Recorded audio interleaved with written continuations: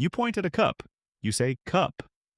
A 12-month-old baby nearby looks at the cup, not at your finger, not at your hand, at the object itself. That glance seems small. It isn't.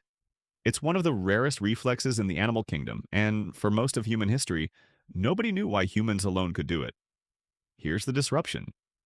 In the 1990s, researchers at the Max Planck Institute for Evolutionary Anthropology in Leipzig ran a simple test. They pointed at a hidden piece of food for chimpanzees, animals capable of using tools, recognizing themselves in mirrors, even learning hundreds of hand signs. Time after time, the chimps stared at the pointing finger itself. They missed the object entirely. Human infants, some barely old enough to sit up on their own, passed the same test almost immediately. Something happens in the human mind. Something that lets a sound, a gesture, or a symbol stand in for a thing that isn't even there. And once you see how strange that ability actually is, you'll never hear a word the same way again. This is the story of how a sound first became a meaning, and how scientists have spent over a century trying to catch that moment happening. Start in Tuscumbia, Alabama on April 5, 1887. A 19-month-old girl named Helen Keller had lost both her sight and hearing to an illness years earlier. She had no reliable way to connect a word to a thing. Her teacher, Anne Sullivan, had been spelling letters into her palm for weeks. Dollcake, with no apparent understanding on Keller's part. It was mimicry, not meaning.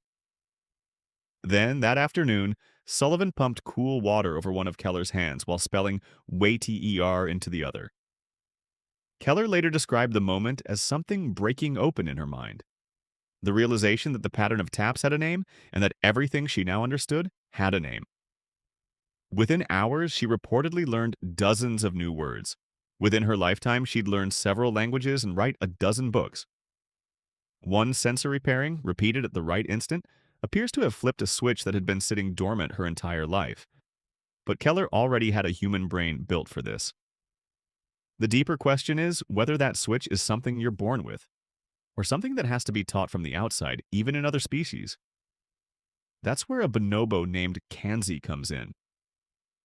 In 1980, at the Georgia State University Language Research Center, researcher Sue Savage Rumbaugh was trying to teach Kanzi's mother, Matata, to communicate using a keyboard covered in abstract symbols called lexicograms. Matata struggled for 2 years and never reliably mastered it. Kanzi, still an infant, was simply present in the room during these sessions, not the subject of the training at all. Then, almost by accident, researchers discovered that Kanzi had picked up the symbols anyway, just from watching. Unprompted, he began pressing lexicograms to request specific foods and activities, combining them in novel orders no one had taught him. By adulthood, Kanzi understood several hundred spoken English words and could respond appropriately to entirely new sentences he'd never heard before, like, "put the soap on the apple." For a moment, it looked like the line between human and animal language might not be as sharp as anyone assumed. Kanzi could seemingly do what Helen Keller did, attach meaning to an arbitrary symbol. Except there was a problem. Kanzi never asked a question. Not once, in tens of thousands of recorded exchanges. He could request, label, and respond. But he never initiated the one thing every human toddler does by age 2, sometimes obsessively. He never wondered out loud what something was called. Question asking, it turns out, isn't just a language skill. It might be the specific ingredient that separates human word learning from every other kind.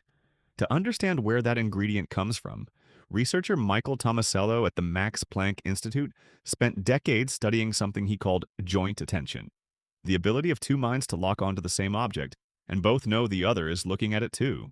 Tomasello found that this skill switches on in human infants at around 9 months old, a shift so consistent across cultures that he named it the 9-month revolution. Before that age, a baby might follow your gaze.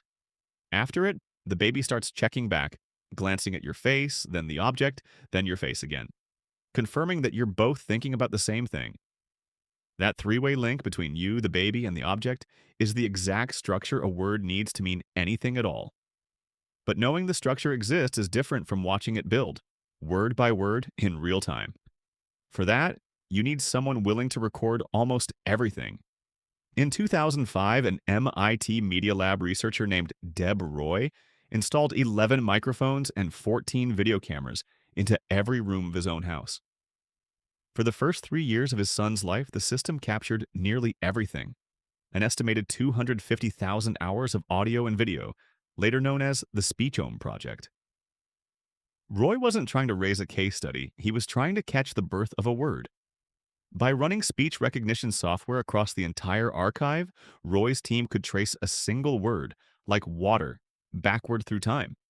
From a clearly pronounced two-syllable word, back through weeks of garbled approximations, to the very first vague babble that resembled it. They discovered something unexpected. The clarity of a word didn't rise steadily. It dipped just before mastery, then sharpened suddenly, often right after the word had been used repeatedly in one specific room, at one specific time of day, tied to one specific need. Meaning, in other words, wasn't memorized. It was built out of thousands of tiny, repeated coincidences between sound and context, compressed until the coincidence became a rule.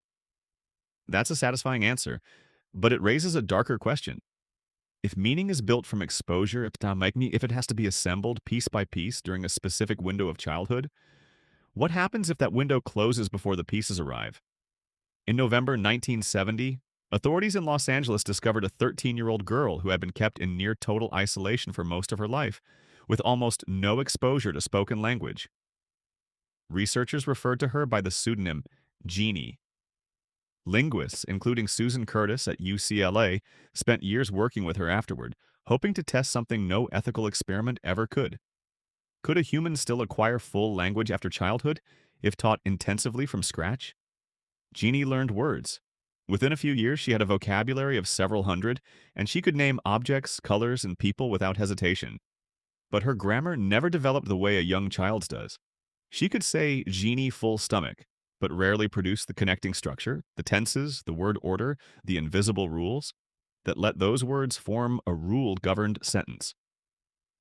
Curtis and others took this as evidence for a theory first proposed by biologist Eric Lenneberg in 1967, that humans have a critical period for language, a biological window that, once missed, never fully reopens.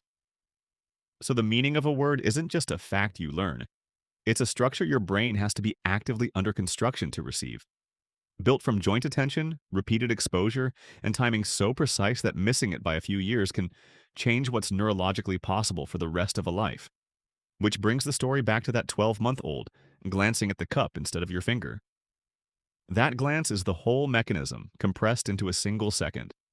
Two minds briefly aligned on one object, a sound arriving at exactly the moment attention is shared, a brain still inside its window, ready to file the coincidence away as a rule.